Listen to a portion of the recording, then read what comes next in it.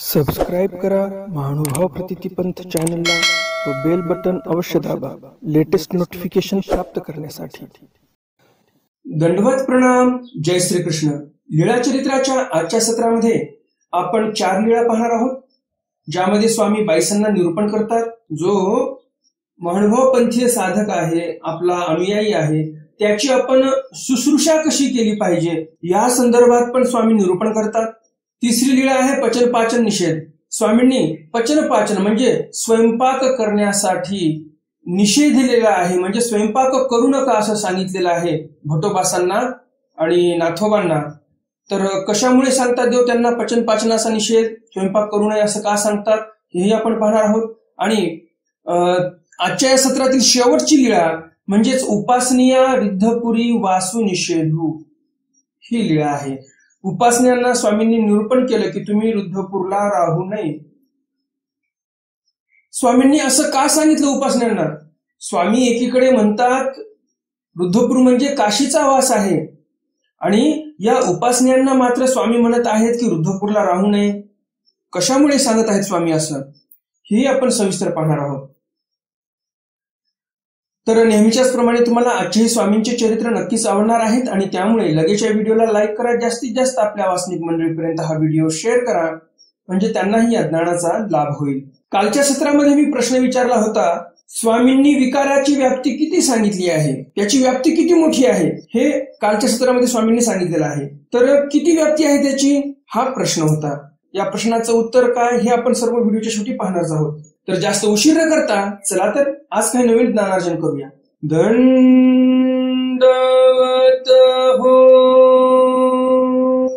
मी ईश्वरदास महानुभाव सर्वांचं स्वागत करतो आपल्या महानुभाव प्रतितीपंथ या युट्यूब चॅनलमध्ये। आजच्या या ज्ञान सत्रातील लीळा क्रमांक आहे लीळा चरित्र उत्तरार्ध, लीळा क्रमांक 194। बाईसी निरोपण पुसणे। स्वामींना बाईसांनी निरूपणाविषयी विचारणा केलेली आहे। पुसणे म्हणजे काय? विचारणे। नाहीतर तुम्हाला असं वाटेल फरशीवर जसं पाणी पडलं, काही खरकट सांडलं जेवताना, तर आपण म्हणतो पाणी टाका आणि पुसून घ्या, तसा अर्थ नाही। तर पुसणे म्हणजे विचारणे। बाईसा स्वामींना विचारत आहेत निरूपणाविषयी। काय विचारत आहेत समोर येणारच आहे। एकुदी गोसावी निरूपण केले। एके दिवशी स्वामी निरूपण करतात, ते बाईसे आरातीची ना। एके दिवशी स्वामी भक्तजनांना निरूपण करतात, परंतु निरूपणाच्या वेळेला बाईसे आरातीची ना। आरातची ना म्हणजे काय? तर बाईसांना फुरसत मिळाली नाही। बाईसा काहीतरी कामात होत्या, त्यामुळे त्यांना फुरसत मिळाली नाही, वेळ मिळाला नाही निरूपण ऐकण्यासाठी। हा बाबा मघा काही निरूपण झाले। बाईसा म्हणतात, हा बाबा मघा काही निरूपण झाले। मघा म्हणजे मी ज्यावेळेस काम करत होते त्यावेळेस तुम्ही भक्तजनांना निरूपण केलं, तर ते निरूपण काय होतं नेमकं? सर्वज्ञ मित्रे बाई ते वानर्या ते पुसा। स्वामी म्हणतात, बाई निरूपण तर होऊन गेलं, आता तुम्हाला ऐकण्याची इच्छा असेलच तर भटोबासांना विचारा। भट्ट गोसाविया जवळी बैसले असती। भटोबा स्वामी जवळच बसले होते। मग बाईसी भटा ते पुसले। मग बाईसा भटोबासांना विचारतात। भट्ट बोलो लागले। भटोबास निरूपण सांगायला लागले। जे स्वामींनी निरूपण केलं होतं भटोबासांना ते सर्व निरूपण भटोबास पुन्हा बाईसांना सांगत आहेत, बाईसांनी विचारणा केली म्हणून। भट्ट बोलो लागले बाईसी म्हणितले। भटोबास सर्व निरूपण सांगतात, बाईसांना निरूपण करतात, आणि मग बाईसा म्हणतात, हा बाबा ऐसे होय। बाईसा मग स्वामींना पुन्हा प्रश्न विचारतात, हा बाबा ऐसे होय म्हणजे असं आहे का हे? सर्वज्ञ म्हणितले। स्वामी म्हणतात, सर्वज्ञ म्हणितले बाई हा काही आपुले बोलेल।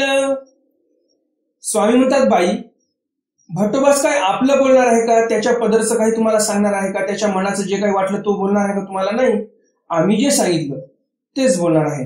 हा येथीचेची बोलेल, की आम्ही जे त्या भटोबासांना निरूपण केलं तेच निरूपण त्यांनी तुम्हाला सांगितलेलं आहे।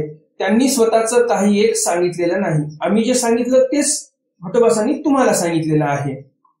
सर्वज्ञ म्हणितले। स्वामी म्हणतात, जेची जीवजीवापासोनी पावती तेची परमेश्वरापासोनी पावती एक वांचोनी। स्वामी पुन्हा बाईसांना एक वचनाचं निरूपण करतात। स्वामी बाईसांना म्हणतात, जेची जीवजीवापासोनी पावती। ज्या वस्तू जीव जीवापासून प्राप्त करतो, पैसा असेल, धन दौलत, गाडी बंगला, जे जीव जीवापासून प्राप्त होते या जीवाला, किंवा देवतेपासून या जीवाला प्राप्त होते, तेच परमेश्वरापासून पावती. त्या सर्व वस्तू परमेश्वरापासून तुम्हाला प्राप्त होऊ शकतात. एक वांचोनी म्हणजे जे मोक्ष आहे त्याच्या वांचून. जे जीव देवतेपासून तुम्हाला मिळते ते सर्व परमेश्वरापासूनही मिळते, परंतु एक वांचोनी म्हणजेच ईश्वर प्राप्ती वांचोनी. सकळ प्राप्त होते या जीवाला, जीवापासून, देवतेपासून. परमेश्वराकडे एक जास्तीचं देणं आहे, परमेश्वर एक जास्तीचं दान करतात या जीवाला. जर जीवाने परमेश्वराची आज्ञा मानली तर. ते दान कोणतं? तर ते दान म्हणजे ईश्वर प्राप्ती आहे, मोक्ष पद देणे, कैवल्य पद देणे. तर असं हे कैवल्य दान जे आहे ते परमेश्वराकडेच आहे. इतरत्र सर्व काही मिळेल तुम्हाला.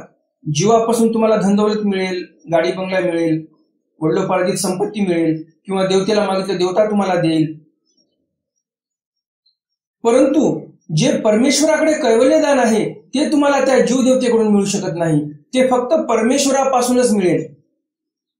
परमेश्वराकडे सर्व काही मिळते, नाही मिळत असं काहीच नाही, असं देवाला इथे सांगायचं आहे. कैवल्य पदही मिळते. मग बाईसा भटोबासाच्या शब्दावरी प्रतिती आली. मग बाईसांना भटोबासांच्या शब्दावर प्रतिती आली, म्हणजे बुद्धी आली की हे खरं आहे.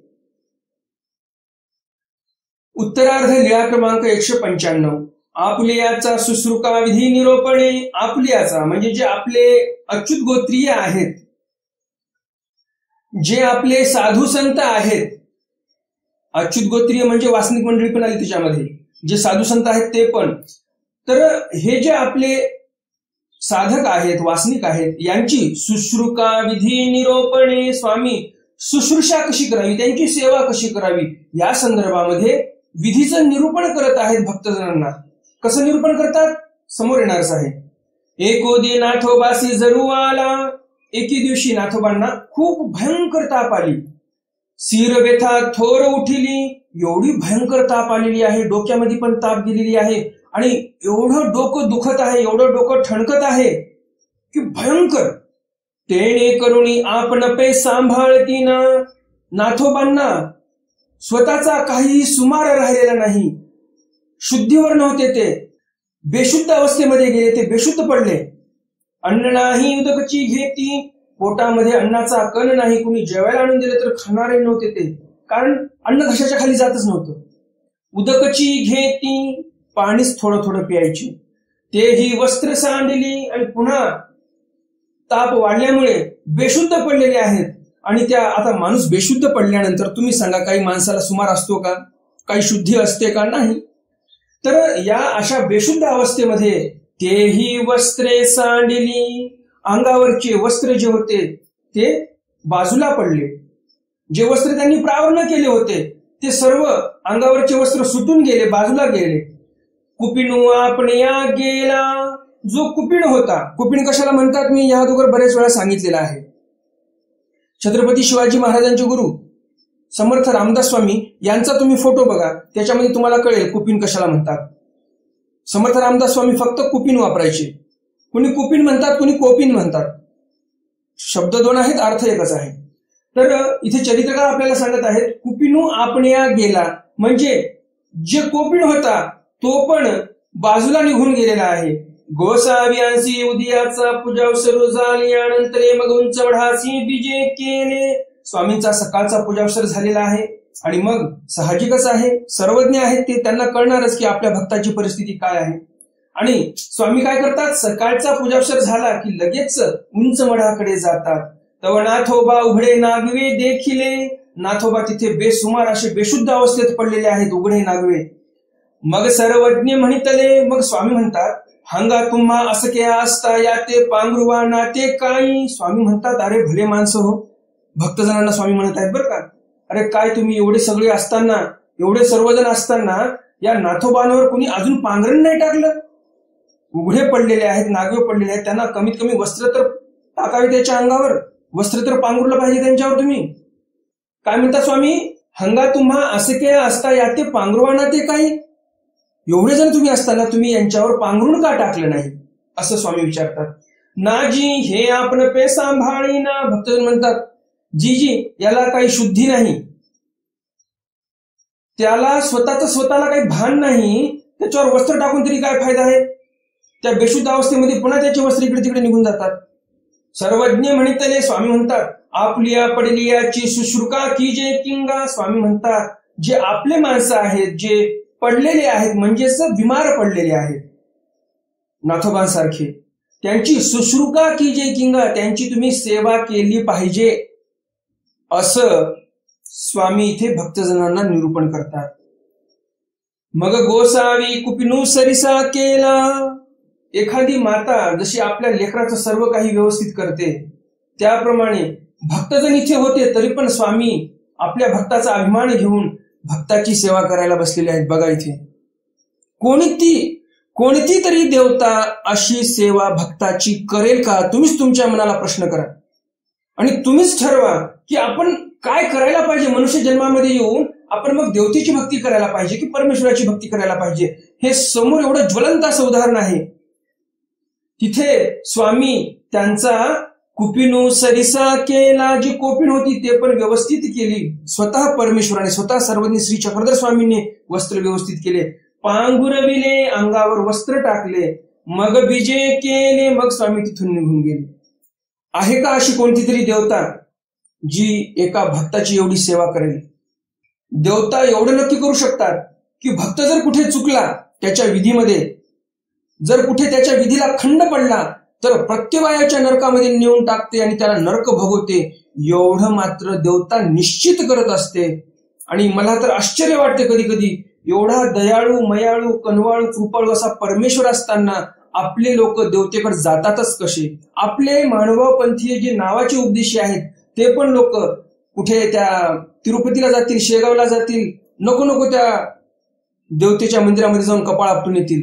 बरं, हे तर जाऊ द्या, हिंदू धर्मातील 33 कोटी देव यांना कमी पडले. त्यांच्या मान्यतेनुसार मी 33 कोटी म्हणालो बरं का, 81 कोटी 1.25 देवता असतात हे मलाही माहिती आहे. त्यांच्या मान्यतेनुसार 33 कोटी देवते मानतात अन्य संप्रदायातले. तर यांना 33 कोटी देव पण कमी पडतात आणि मुसलमानांच्या पीरावर, मजारीवर, दर्ग्यामध्ये, मस्जिदीमध्ये कपाळ आपटण्यासाठी जातात हे लोक आपले. म्हणजे आपले लोक किती नासमज असतात, त्यांना सांगितले तरी त्यांना समजत नाही. तर असे आपले लोक आहेत, आपला धर्मही सोडतात. एकीकडे धर्मवीर छत्रपती संभाजी महाराज प्राण गमावला, धर्म नाही सोडला, आणि आपलेच लोक त्या कबरीवर जाऊन मुंडकं टेकून येतात. जे काही दर्गे असतील, पीर असतील मुसलमानांचे, तिथे जाऊन कपाळ टेकून येतात. वर कळस तुम्हाला सांगतो आपले लोक कसे आहेत. ज्या या महाराष्ट्राच्या जमिनीमध्ये छत्रपती शिवरायांनी अफझल खानाचा कोथळा फाडून बाहेर काढला आणि त्याला मारून टाकले, तर त्या अफझल खानाचीच कबर मोठी त्या प्रतापगडाच्या पायथ्याला आहे. आणि तिथे आपलेच मराठी लोक, ज्या एका मराठी माणसाने, छत्रपती शिवाजी महाराज हे एक मराठी माणूस होते, ज्या मराठी माणसाने, ज्या मराठ्याने त्या अफझल्याचा कोथळा बाहेर काढला, त्याच अफझल्याच्या कबरीवर जाऊन आपलेच मराठी लोक नवस बोलतात की मला मुलगा होऊ दे. खोटं नाही बोलत, सत्य परिस्थिती आहे. आपले लोक जाऊन तिथे नवस बोलतात, मला मुलगा होऊ दे, अफझल्या प्रसन्न होतो म्हणे आणि मग मुलगा देतो. आता तुम्ही सांगा, अशा या अफझल्याच्या कबरीवर जाऊन यांनी जर नवस बोलले आपल्याच मराठी माणसांनी, तर यांच्या घरी अफझल्या जन्माला येईल की शिवराय जन्माला येतील? अफझल्याच जन्माला येईल. जर अशा अपवित्र ठिकाणी जाऊन तुम्ही नवस बोलत आहात, कारण ऊर्जा तशी आहे, तुम्ही ध्यान त्या कबरेचं करत आहात, अफझल खानाच्या, त्याचा नवस बोलत आहात, मग तुमच्या उदरामध्ये जे जन्माला येणार आहे ते पण तसंच येणार आहे. कारण तुम्ही जे स्मरण करत आहात, तुम्ही जे काही पाहत आहात, ते तुमच्या मुलावर नक्कीच परिणाम होत असतो. कारण जसं आपण पाहिलं, अभिमन्यूने गर्भामध्ये असतानाच चक्रव्यूह कसं भेदायचं शिकलं होतं, तसंच तुमच्या गर्भामध्ये जर लेकरू असेल आणि तुम्ही जर पिक्चरचे गाणे बघत आहात, तुम्ही पिक्चर पाहत आहात, तुम्ही असे कुठे कबरीवर जात आहात, अन्य संप्रदायामध्ये, अन्य मंदिरात जात आहात, इकडे तिकडे फिरत आहात, तर तुमच्या मनावर तमगुण जास्त वाढेल, तुमच्या मनावर रजगुण जास्त वाढेल आणि त्याचा प्रादुर्भाव तुमच्या गर्भावर होणार आणि मग तुमची मुलं पण तिडतिडे, तमतमे असे जन्माला येणार, कधीही शांत राहणार नाहीत. आणि मग तुम्ही म्हणता की हे लेकरू फारच विचित्र आहे बाबा, ऐकतच नाही आमचं. कसं ऐकणार? तुम्ही संस्कार सुरुवातीपासून तसे केले, गर्भात असतानापासून तुम्ही संस्कार तसे केले. तुम्ही बघा, जास्तीत जास्त लोकांना ते कोणते डान्सिंग कॉम्पिटिशन असतात टीव्हीवर, लहान लहान मुलं नाचतात, ते पाहावंसं वाटते, ते पाहत बसतात. आणि मग आपण म्हणतो सोशल मीडिया प्लॅटफॉर्मवर लहान लहान मुलं नाचताना आपण पाहतो. ते कशाचा परिणाम आहे? लहान मुलगा असतो एकदम सुंदर नाचतो. कशामुळे? संस्कार तसे झालेत गर्भामध्ये, आध्यात्मिक संस्कार नाही झाले त्याच्यावर, ते उड्याच मारणार माकडासारखं. ज्या अर्थी अभिमन्यू गर्भामध्ये चक्रव्यूह भेदण्याचं शिकला, कारण श्रीकृष्ण महाराजांचं निरूपण चालू होतं, तर त्याचप्रमाणे आता पण तुम्ही जे पाहणार आहात त्याचे परिणाम तुमच्या गर्भातील मुलावर नक्कीच होणार. आणि मग हे आताची पिढी अशी आपल्याला दिसतच आहे त्याचा परिणाम. तर असो, तर आता आपण आपल्या विषयाकडे वळूया. तर स्वामींनी इथे बघा किती छान सेवा केलेली आहे. भट्टोबास आणि इतर भक्तजन तिथे होते, तरी पण सर्वज्ञ श्री चक्रधर स्वामींनी नाथोबाची इथे सेवा केलेली आहे. फार मोठी गोष्ट आहे ही. उत्तरार्ध लीळा क्रमांक 196.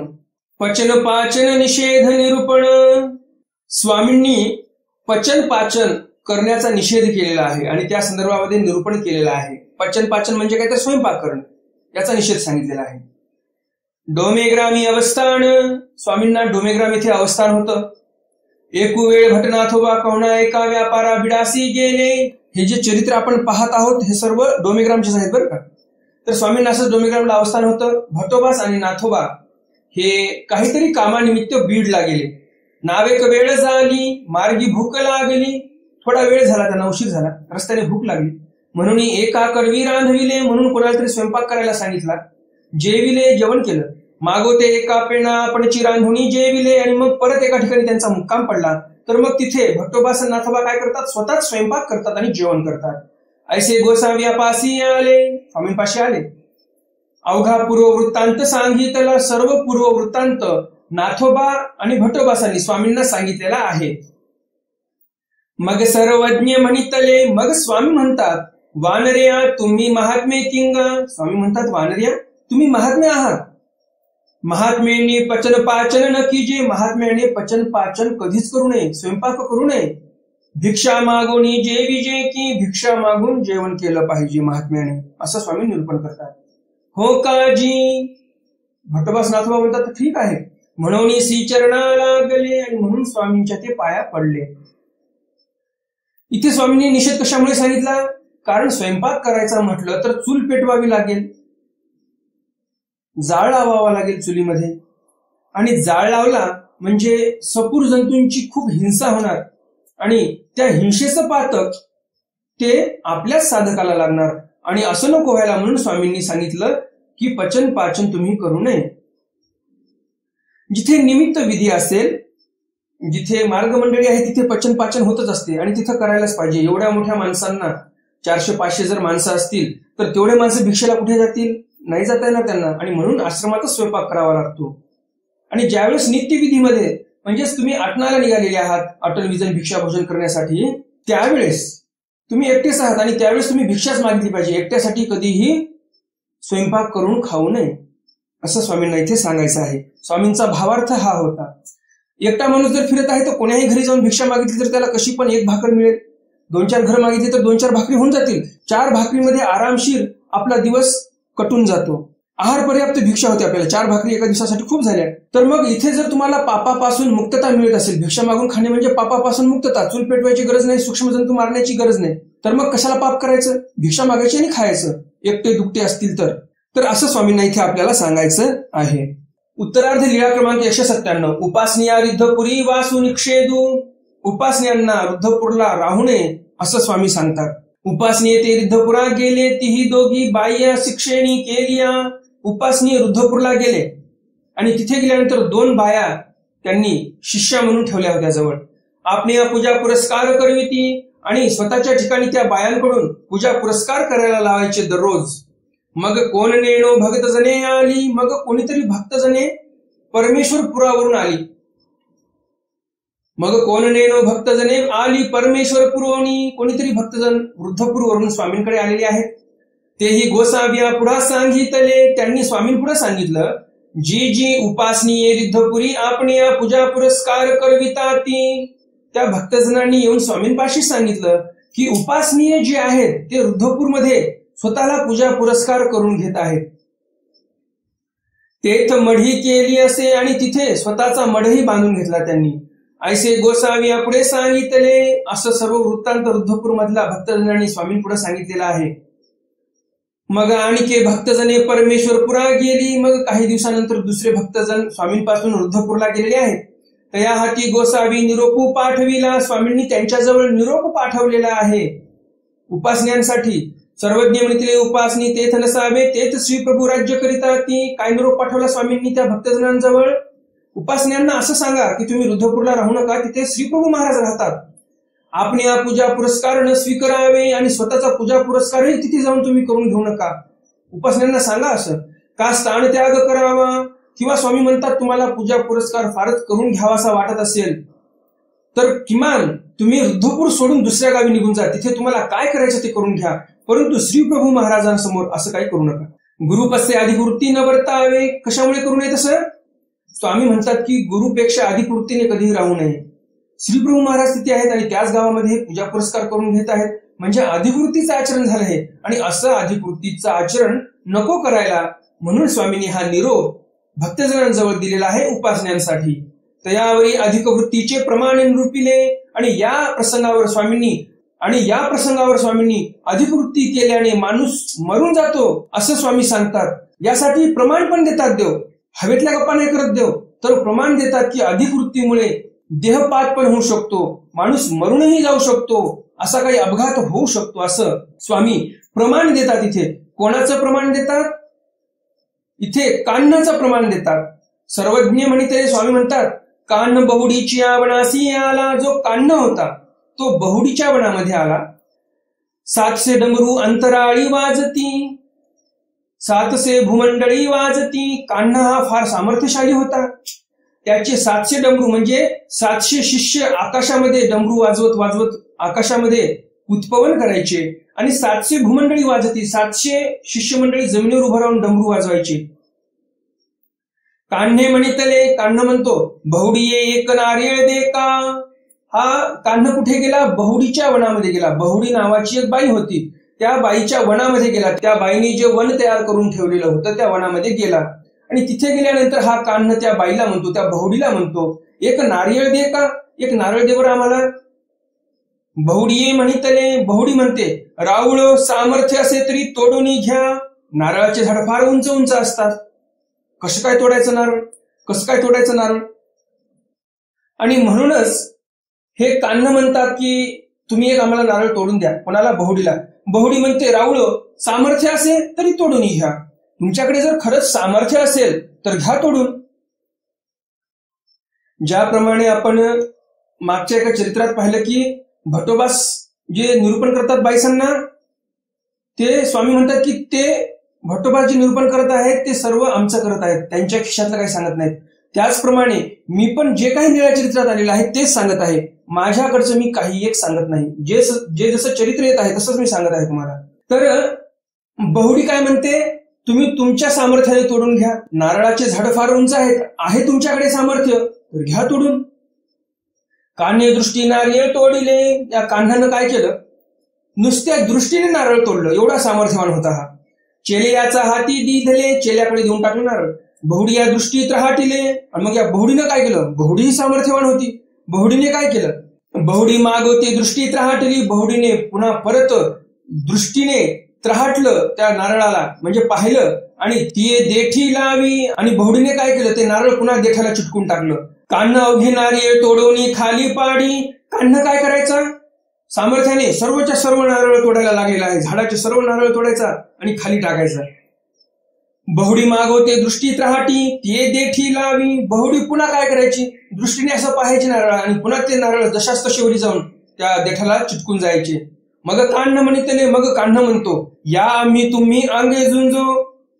मग कान्ह काय म्हणतो? हे काय नारळ पाडा चिटकवा, हे काही आपल्याला काही पटत नाही. असं कुठे सामर्थ्य पाहणं असते का? हे काय बरोबर नाही. आणि म्हणून कान्ह काय म्हणतो? या आम्ही तुम्ही अंगे झुंजो. आता आपण अंगाने झुंजूया असं कान्ह म्हणतो.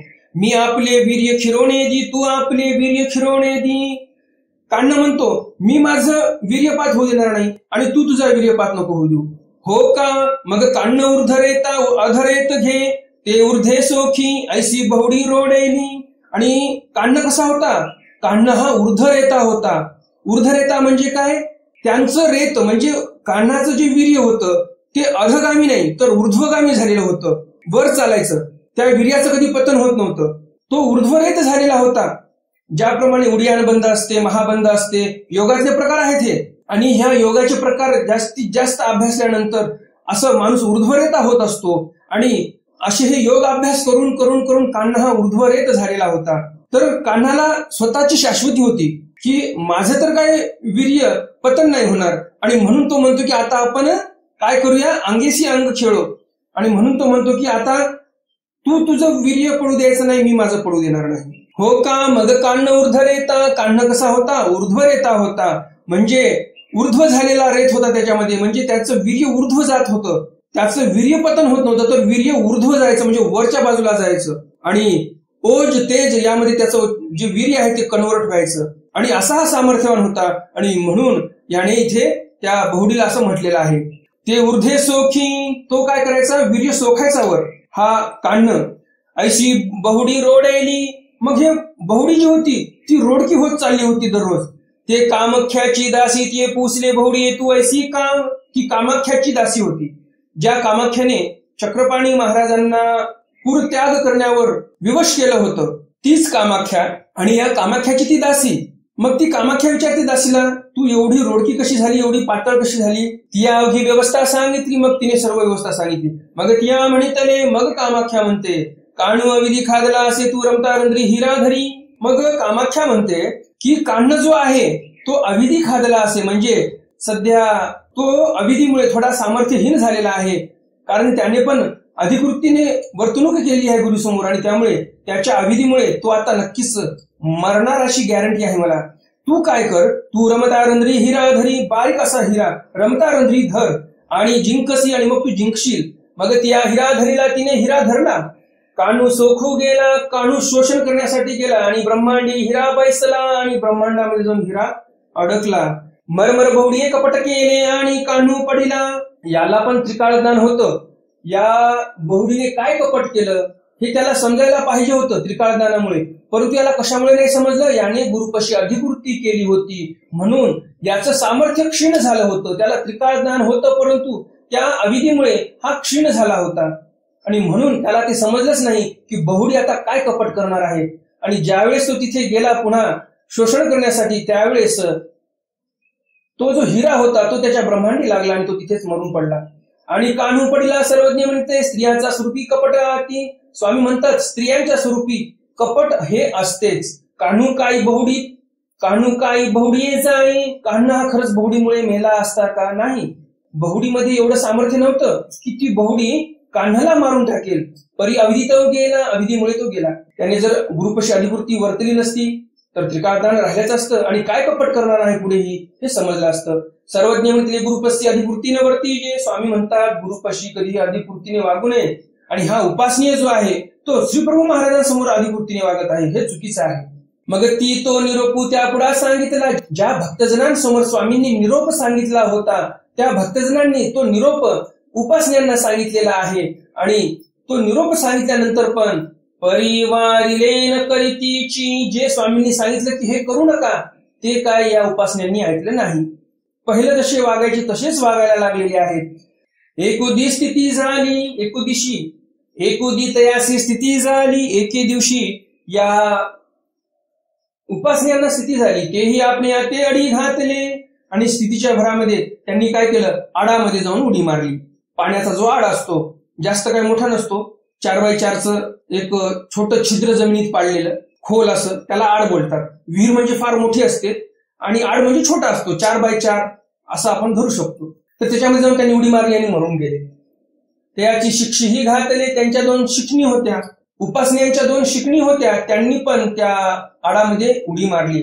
मग आणि काही भक्तजनी येऊन गोस्वामी पुढे सांगितले.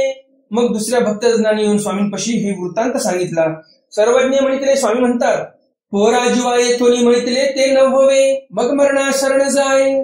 स्वामी म्हणतात या जीवाची गती अशी आहे, या जीवाला आम्ही म्हटलेलं कधी ऐकावं असं वाटणार नाही. एकदा हा मरणाला शरण जाईल.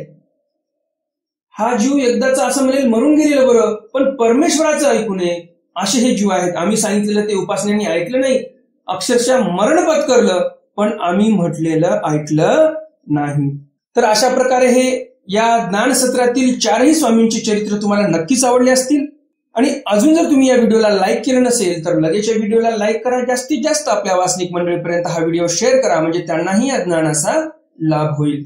तर आजच्या सत्रातील प्रश्न आहे, स्वामींनी भटोबासांना आणि नाथोबांना सांगितलं की पचन पाचन करू नये. कशामुळे पचन पाचन करू नये हा आजचा प्रश्न आहे. या मागचं सविस्तर उत्तर मी चरित्रामध्ये सांगितलेलंच आहे की कशामुळे पचन पाचन करू नये. तेच उत्तर कमेंट बॉक्समध्ये कमेंट करा. आजच्या सत्रातील एकच प्रश्न, एका वाक्यात प्रश्न, स्वामींनी पचन पाचनाचा निषेध का करायला सांगितला. तर आता पाहूया आपण कालच्या सत्रातील प्रश्न, त्याचं उत्तर. कालच्या सत्रातील प्रश्न होता, स्वामींनी विकाराची व्याप्ती किती सांगितली. विकाराची व्याप्ती एवढी जबरदस्त आहे, एवढी मोठी आहे. स्वामींनी तर एवढं सांगितलं की भटोबासांनी जो चिखलाचा गोळा घेतलेला आहे हातामध्ये, त्यामध्येही मनामध्ये विकार आलेला आहे. काहीतरी काम करताना पण माणसाच्या मनामध्ये विकार येतो. माणसाचं मन हे विकृत होते काम करता करता. जे आपण साध्य ठरवलेलं आहे त्या रस्त्यावरून माणूस कुठेतरी खाली उतरतो, त्यालाच विकार म्हटलेला आहे. आणि विकार म्हटल्यानंतर फक्त विषय सेवना एवढंच नाही, तर विकार या पदामध्ये खूप सारं काही येते. स्वामींनी हेही सांगितलेलं आहे, हाती काडी धरीजे, हाही एक विकाराची गुण, एवढं सांगितलेलं आहे. कालच्या सत्राप्रमाणेच आजच्याही प्रश्नाचं तुम्ही नक्कीच उत्तर देणार अशी अपेक्षा आहे. तर भेटूया उद्याच्या सत्रामध्ये स्वामींच्या काही नवीन चरित्रासह, ज्यामध्ये स्वामी नाथवाणी प्रशंसा करतात, आबाईचं गुरुलक्षण कथन हेही सांगतात, चंद्रदेवा खीर भोजना पाठवणे ही सुंदर चरित्र आहे, तथा लाडू भोजना पाठवणे, भूतानंदा कोल्हापुरा पाठवणे, हे सर्व चरित्र आपण उद्याच्या सत्रामध्ये पाहणार आहोत. तर भेटूया उद्याच्या सत्रामध्ये स्वामींच्या काही नवीन चरित्रासह. तोपर्यंत दंडवत प्रणाम. जय श्री कृष्ण. दंड